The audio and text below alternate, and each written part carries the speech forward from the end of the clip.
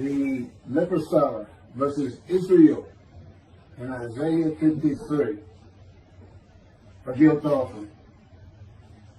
What is the Messiah's name? The rabbis said his name is the leper scholar, as it is written, surely he hath borne our griefs and carried our sorrows, yet we did esteem him a leper, smitten of God and afflicted.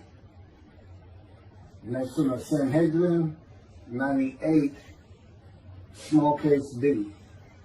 The belief that Isaiah 53 describes the Jewish people as the man Israel, that is often attributed to Rashi, is now the prevalent teaching on the subject.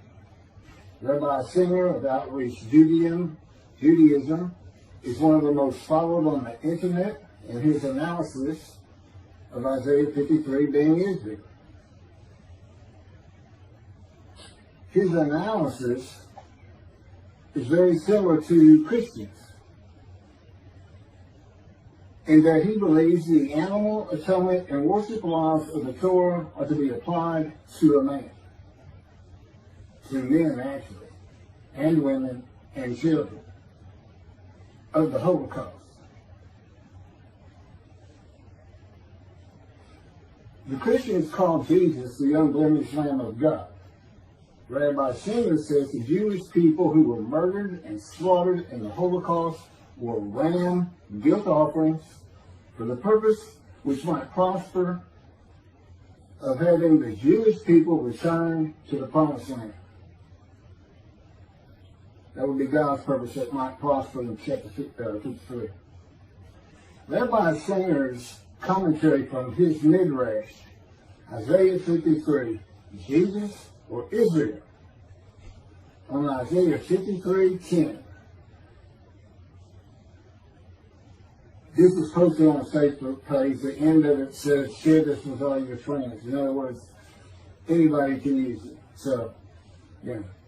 And everybody should know that, by the way. You can't just use something that's on somebody's site. But if you're given the authorization to CJ, it's okay, but you still can't perjure or slander them. I'm a lawyer. I don't practice, but I am a lawyer and I know these things.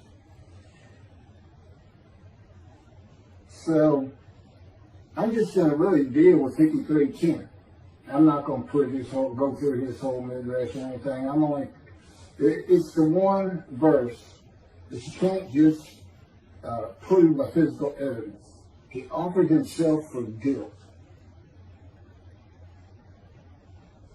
You know, all you can do is take somebody's word for it that you did. Except there is a little bit more. In any event, I am going to read, this is in quotes, there's no, I didn't do anything, I didn't even make corrections with his background or anything. It's exactly as it is in his midrash in Isaiah 53 that he had posted on Facebook in his notes many years ago. I was a friend of his at the time. So I'm sharing it. I'm sharing 53:10, but I'm going to give my commentary on it, contrasting it with his commentary and the problems I see with that, which is not an unusual thing the Jews have always done, but in particular in the times of the Talmud, Rashi, Rambam, they were always writing about each other and what that person thought and this and that. So I'm going to read everything because it's in quotes, and I don't want to someone say I misquoted something, because I'm not. So he starts out and he quotes himself, 53:10. Hashem desired to oppress him, and he afflicted him if his soul would acknowledge guilt. He would see offspring and live long days, and the desire of Hashem would succeed in his hand. Then he quotes 53:10 from the Jewish Publication Society. He doesn't say where the first one came from. I recognize it, but I don't know where it came from either. But the Lord chose to crush him by disease, that if he made himself an offering for guilt, he might see offspring and have long life, and that through him the Lord's purpose might prosper. this translation by the Jewish Publication Society of the Hebrew into English began in, I believe it's 1956, from scratch. They did use old texts from the Talmud era. The Old Testament of the Christians is from a Greek translation, and then into English. And translations are tough enough as it is without going through two instead of just directly one. And the rabbis and scholars on language who were involved with that process for many, many years began with the Leningrad Codex, the oldest Hebrew translation of the Hebrew, the oldest Hebrew Bible written in Hebrew. And they translated it. It's one that's been used for hundreds of years.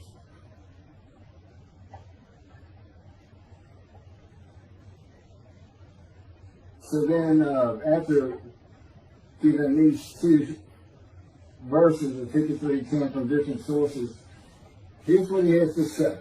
Not only are we stuck with the same God punishment, God situation here, as we were before, this one is even more perplexing.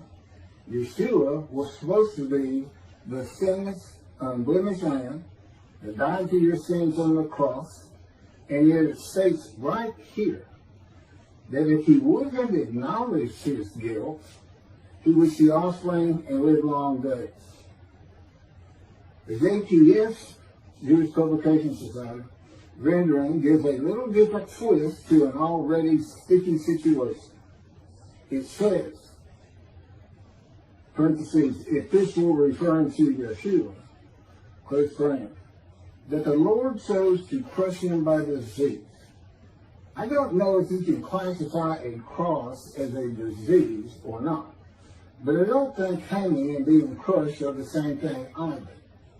In fact, according to John's Gospel, not a single bone of Yeshua's body was broken. Of course, this is stated so he could be equated with the Passover lamb, and John is the only one that compares Yeshua to the Passover lamb. But how could this be speaking about eternal Israel? Very easy. The offering of guilt in this verse is actually, literally translated as guilt offering. The significance between the guilt offering and the Holocaust is so astounding, even as grotesque of a thought as it is, I could not overlook it. A guilt offering is defined in Leviticus chapter 7 and goes something like this. The guilt offering is a fire offering in which all the parts are to go up in smoke, and the high belongs to the one making the offering. I mentioned before that during the Holocaust, Hitler not only burned Jews in the ovens of Auschwitz, but he also used their skins as lampshades and their hair as stuffing for pillows. He sacrificed these peoples on the altars of ovens and kept their hides as his portion, but not until he worked and starved them to death. So, after the atrocities of World War II, the Lord's purpose had prospered, because the land that was sworn to us is once again being inhabited by its rightful owners and is awaiting the final ingathering.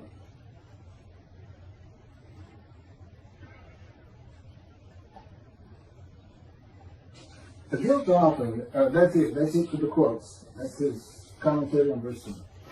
The guilt offering is a sacrifice made for unintentional transgressions.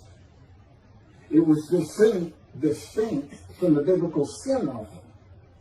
The transgressor furnished an unblemished lamb for sacrifice at the temple in Jerusalem, as well as in cases of sins against holy idols, theft, commission of fraud, or false oaths, with monetary compensation to the victims for their loss. Plus they mark up to 20% of the value to cover the priest's earnings. That's the guilt offering. And offering for guilt, translated by the JPS, says he offered, God chose to crush him with his knee so that he would offer himself for guilt. That's the literal translation. The literal translated is he offered himself for guilt. Doesn't say anything about the guilt offering. Doesn't say he became the guilt offering. You got to this one? Doesn't say anything like that.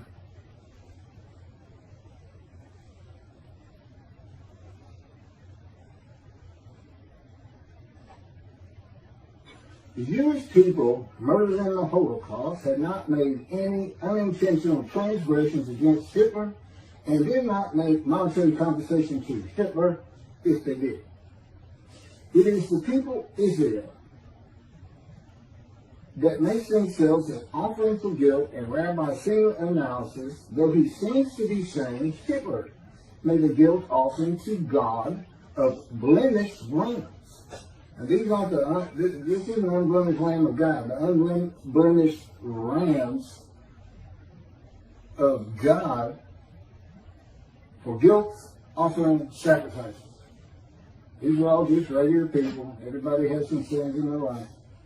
So they technically, if this is what happened, I really can't figure out what he's done here. But I do my best. I try to keep an open mind. But you can't offer an animal in any of the offerings that's blemished, defective, sick, disease. You can't offer them. God won't accept them. And human beings are not a part of an animal sacrificial and atonement system of running. Running what sin is. Running, it can cost you. You might have to give up your prized animal if you want to be forgiven by God. And it teaches you how to cook your food. It's a system he did away with through his prophets. Isaiah chapter 1, Amos, Psalms. He told the Jewish people.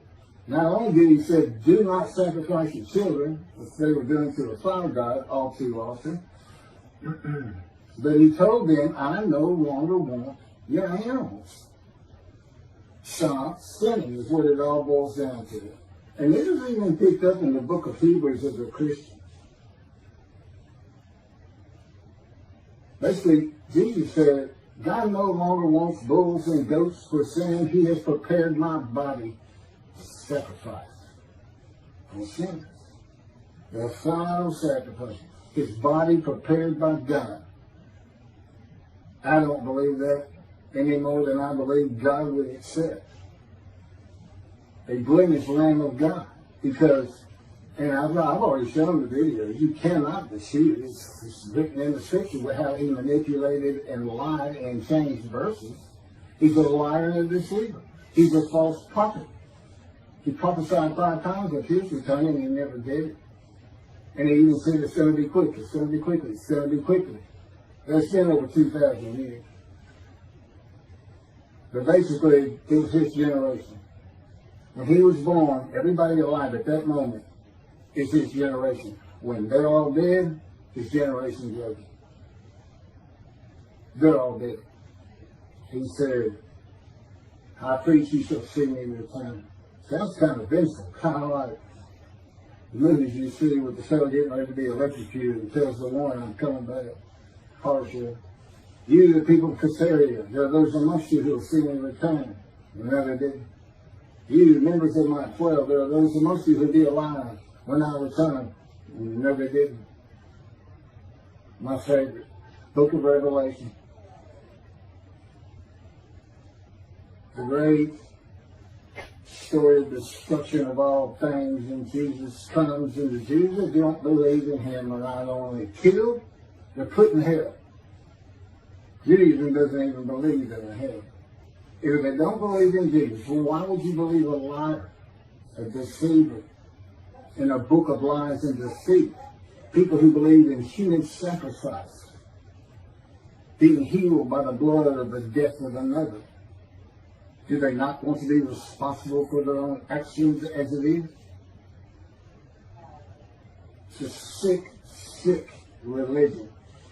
And if you knew God as I knew God, you would know how repulsed he is at the thought that he would offer a human sacrifice to anyone, much less the Gentiles.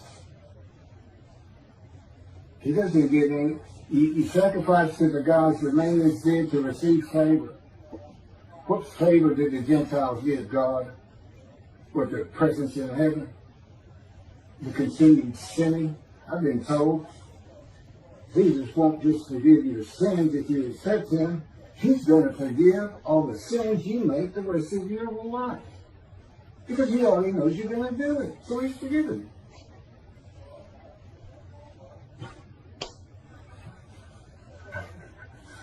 I walked out thinking to myself, I got carte blanche. I can go do anything. I accept this Jesus. But no, I don't accept Jesus. Indeed, I don't think he ever existed. I think he's a story. And I have good reason for that. But let's get back to God murdering his children. I don't think Hitler offered them. So here's these brands. Somebody had to offer them, so God's going to offer them. Not unlike he offered his son.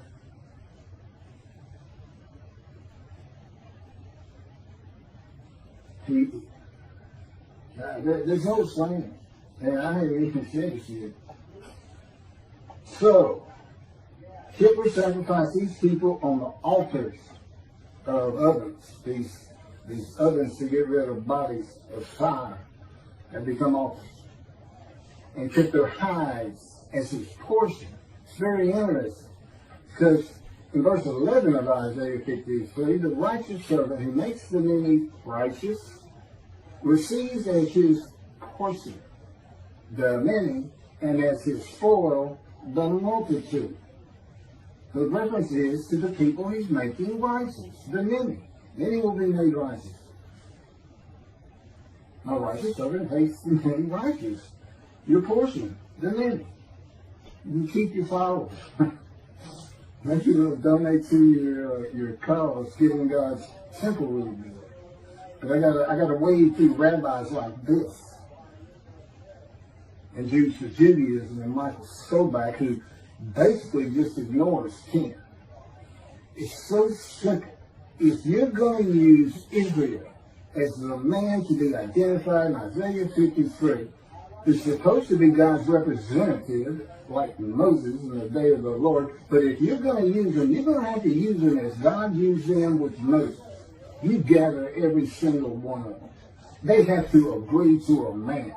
I want to know when all Jews got together as one and were plagued by God with disease and brought to grief with sickness, that they would offer themselves for the guilt of God. They give them long life and make the many righteous. How many people did the murdered Jews of the Holocaust make righteous? How many of them saw their children after that? None of it makes sense. And Hitler's portion, is it him? Did he make the offering? Why is he giving a portion? Is Hitler the righteous servant of God? It's what he's saying. It's mind-boggling. And yeah, he's got thousands and thousands and thousands of Jewish people believing this. And I'm that man. I'm God's representative. I am his Moses. And this is what I got to wait to. Those people that follow Tovia, they'll throw you out of a group so fast, even suggesting, hey, it could be Elijah with the same purpose. They both have to make people righteous, bring them back to Judaism, and they both have a task which might prosper. God's purpose in Isaiah 53 is not stated. We don't know it until Malachi 3, which is where God announces the day of the Lord. And he says, I'm sending my messenger, who is Elijah, and I'm going to return to my temple suddenly. That's his purpose. Okay, so picking back up. Rabbi Singer seems to be saying that Hitler is the man of Isaiah 53 who makes an offer of Israel, the Jewish people, which again would have to be all of them if you're going to call them Israel, as a Leviticus land guilt offering. And Hitler receives as his portion the heights. Isaiah 53:12 says, God's righteous servant, which is Israel, and we're using the 6 million of the Holocaust as Israel, as best I can tell. Because the rest of the Jews, another 6 million, didn't offer that 6 million up, and that's not what he says. He's saying God did it. Because God's purpose was, I want y'all back in the promised land. So he murdered and created the Holocaust. I guess he raised Hitler up for that purpose. And I don't think so. I don't understand thinking like that either. I don't get it one bit. But that's me. I couldn't believe it when I read this. I really couldn't. And I'm going to offer myself a guilt. The guilt that the Jewish people feel from not being righteous, which is why they're sick and suffering in the opening verses, who are the witnesses. It's not kings, as everybody seems to think from chapter 52. There's a reason they're in quotes. And then God says, well, you got to be suitable for my purpose. And the purpose is, I want you to go make these sinners, these people who are sick, emotionally sick, from being unrighteous, by being my righteous servant. That makes them any righteous. But you got to be made ready. And I have a process you're not going to believe. It's like getting the cadet ready to be a Marine or a Navy SEAL, except multiply that by about 10 million. It's in his power, and with me, he came to me in the womb to make certain that I lived a life of suffering, filled with disease and injuries, and just many other things. It's in the book. He went to the womb. He came to the womb of Jeremiah to make sure Jeremiah was a priestly, godly man. I was the exact opposite, an atheist for 60 years. And I had a furious spirit just like Moses and just like Ezekiel.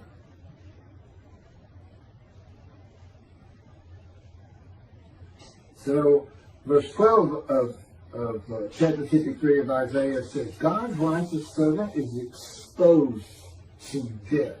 He is exposed to death by disease, from an affliction, by God. God chose the person with disease. Then he says, well, I'm going to reward him because he was exposed to death. It's a disease. It's a sickness that can kill you. With me, it was cancer. There's other diseases that can kill you. Skin cancer, colon cancer, lung cancer, untreatable lung cancer. And here is my proof that I offered myself for guilt. I said early on, there's no physical proof, but there's some indirect proof. I was told I had no more than a month or so to live, to be prepared to die, based on pictures of my lungs, each one. Doctor said, you see those? This is after colon cancer and chemotherapy for colon cancer. That should have killed me. And he said, you see all those white spots all over your lung? He says, every one of them is cancer. It's growing cancer. It's too advanced, so you can see. It should have come in earlier on the colon cancer. So everybody gets sick if you think you might have a problem, or when they say you should go get sick. And he said, this spread quite a while back. I don't know why they hadn't already picked it up. They didn't pick it up until after the colon chemo. And I haven't seen the doctor since that day. Just walked out there and turned to die. Quit work. Just walking everybody. I get stoned. It's just hard to say. In many ways, I guess I was in denial. They say that's part of it. I guess I didn't even think I was really going to die. And, for the most part. And that was when the planes hit New York. That's 20 years ago. When I was 50, about 7 to 8 years after that, with the doctors, is when God first spoke to me. And again, I'd been an atheist for 50 years. I knew nothing. And one of the first things we did that week, he said, let's go to the bookstore. You need to buy a Talmud. My response was, what's a Talmud? I didn't know anything. I had kept away from religious people. And basically, he was with me. He made sure I did. He orchestrated many things in my life.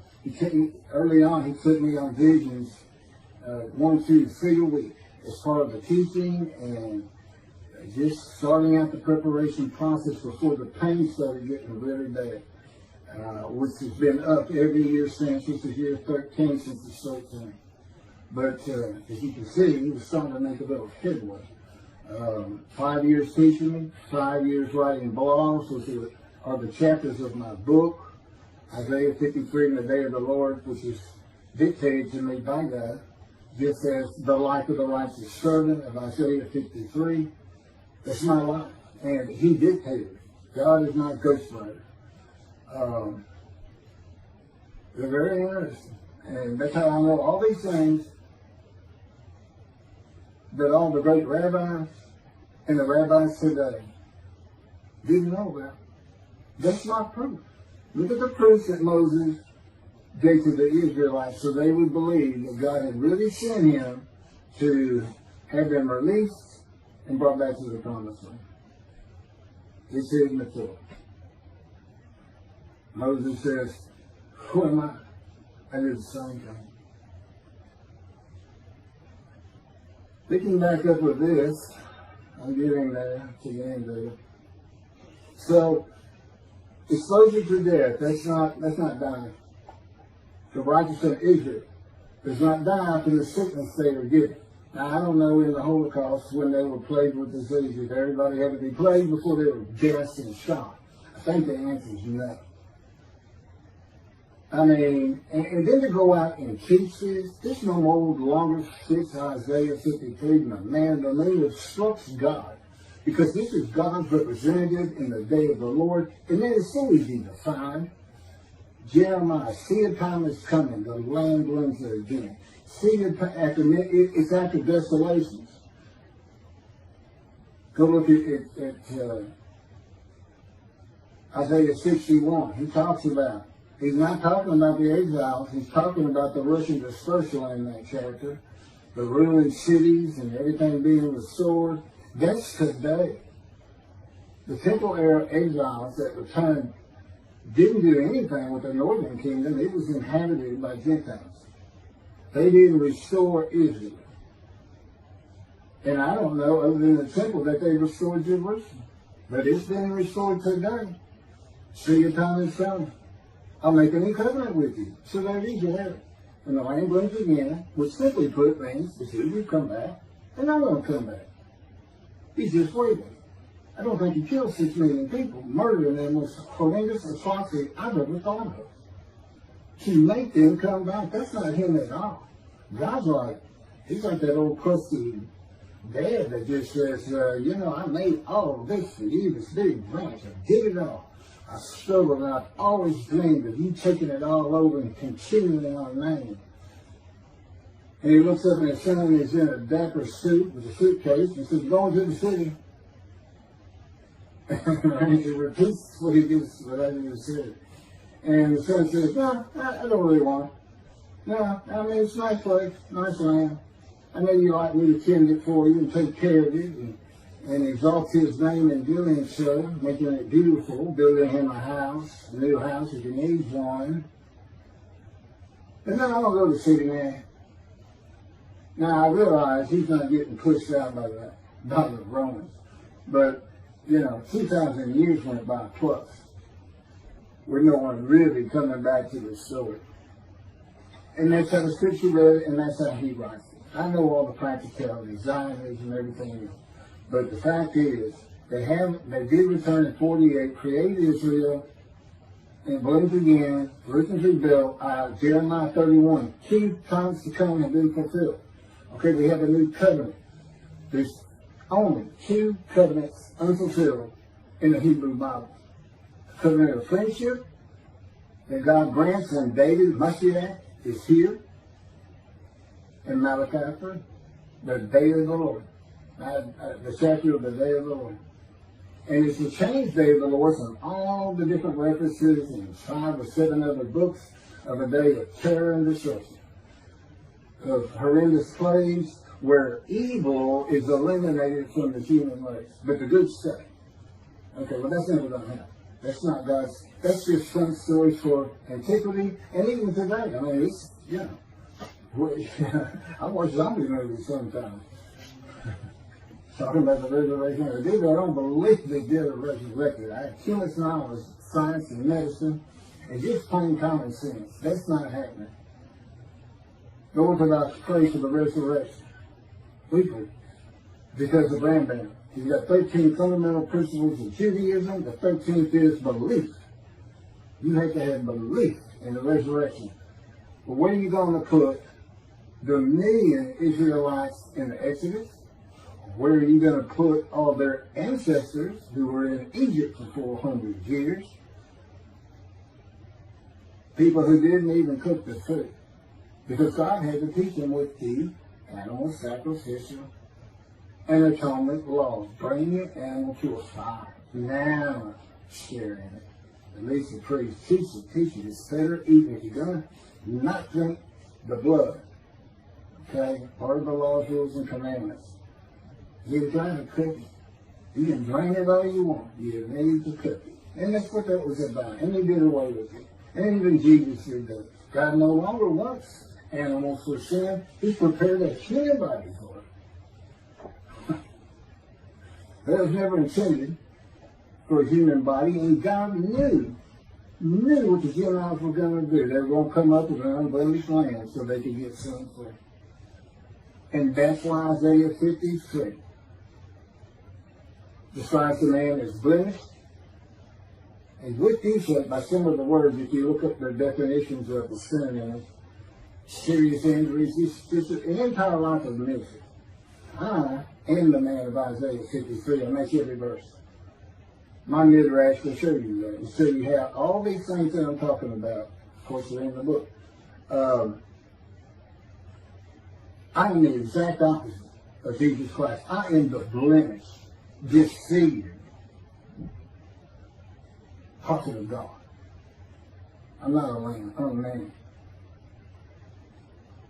I can't be used for the human sacrifice system if anybody's thinking about it. Because I'm the righteous servant of God. They think, oh, that'll be a good sacrifice. That'll be good. What I want to see, now that we all know the Jews are the righteous servant of God, all of them. It's 7 million in Israel, 7 million in America, and I don't know how many millions in Europe and across the world. I'll just say 14 million. When are they going to make the world righteous? They say they're the righteous servant. When have they made the many righteous and a multitude as one man is it? It's so far from thing. It's just as far as Jesus Christ said.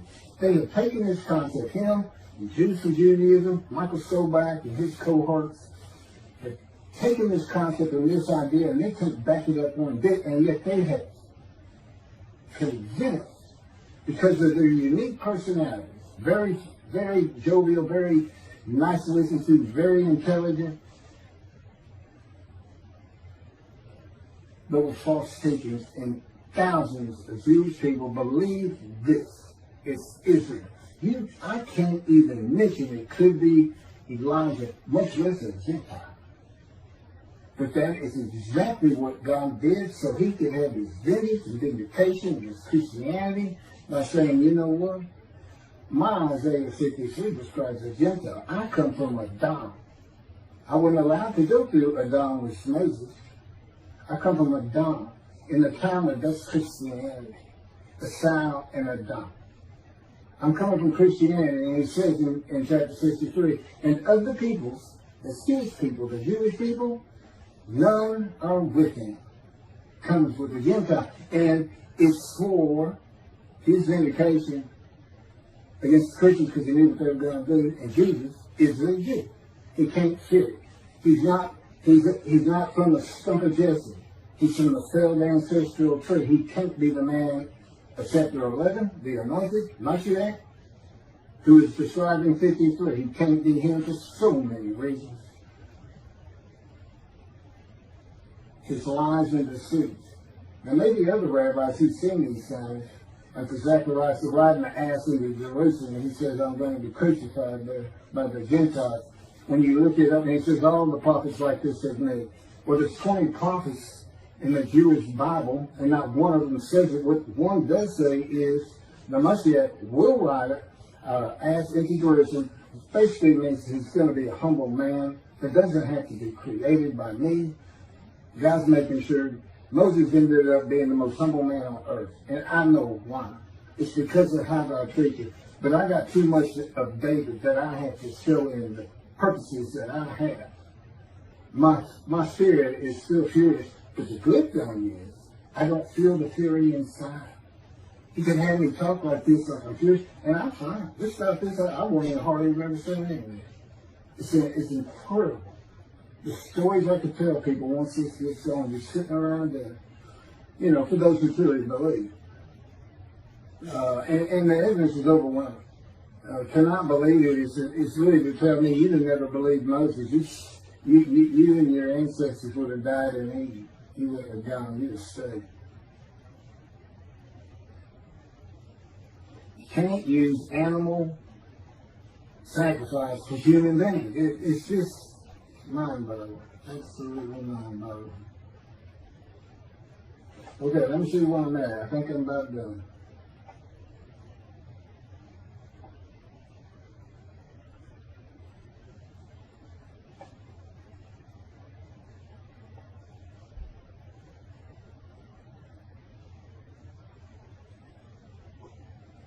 You know, when Tovia Singer says in his commentary on Chin, and I had this in quote, so I pulled that out from that. He says that this phrase, that if he made himself an offering for guilt, is interpreted by Rabbi Singer to be, quote, actually, literally translated as guilt offerings. Now, he is very well known for interpreting the Bible of his own without using anybody else's translations. And his people listen to him all the time to see what the translations should be and how maybe the Christian Bible got things wrong, or even the Hebrew Bible.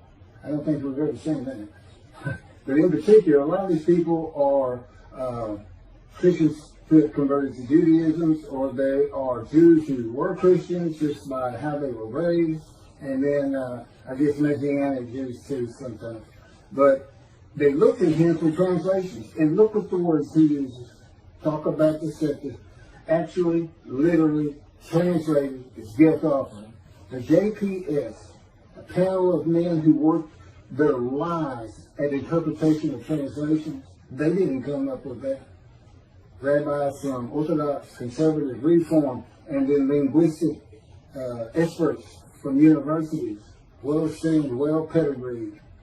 And they don't say it's actually literally a guilt offering. And that's what God's saying, so let's use his animal sacrificial system.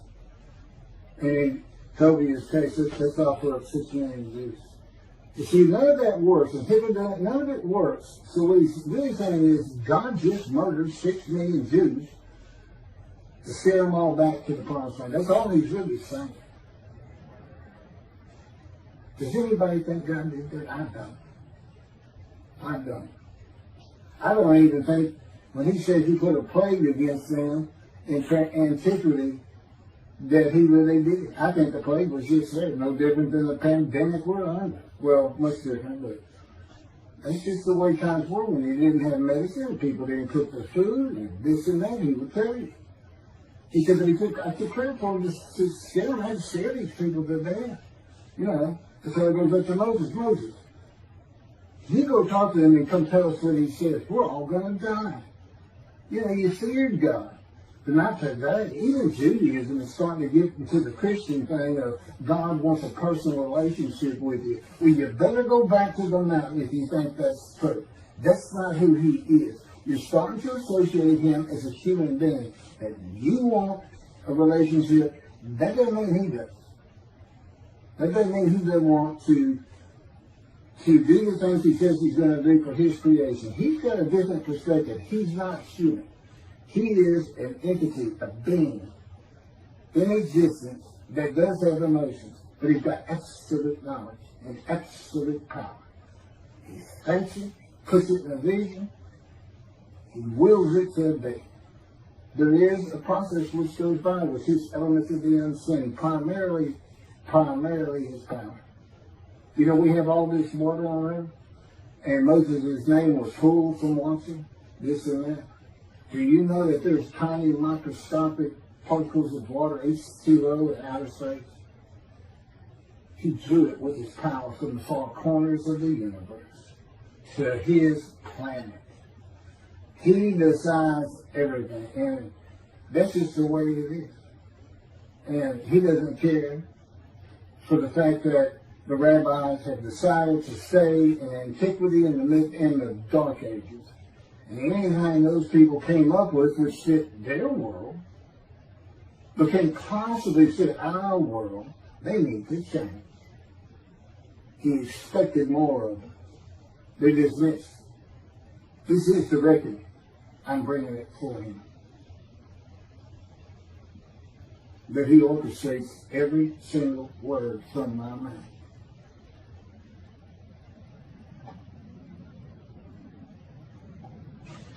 Bottom line? Bottom line. Here it is. Let me change that with this.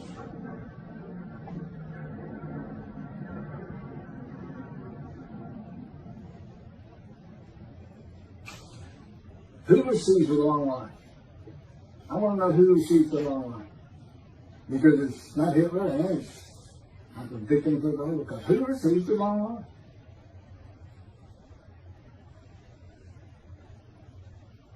No one. Would God accept an animal sacrifice of blemished humans from the Gentile Hitler? No. He wouldn't. He doesn't accept human sacrifice, period. Were the much less lamb sacrifices for guilt. For being guilty of destroying self, stealing self, theft, this and that. It's not the guilt we're talking about. It's verb and adverb, or verb and noun. This is the emotion guilt. They said they were sick. Okay, the man's called the righteous servant. What do you think happens?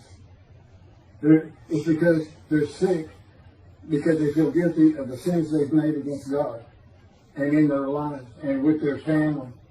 They told their family of having an affair. Anything. Those are the people who are sick, who need to understand that God does work people of little faith, that God does do what he says he's going to do, and he does it in the manner he's always done it. He selects a man. And for the day of the Lord, he described him. He knew how difficult it was going to be in this age of secularism,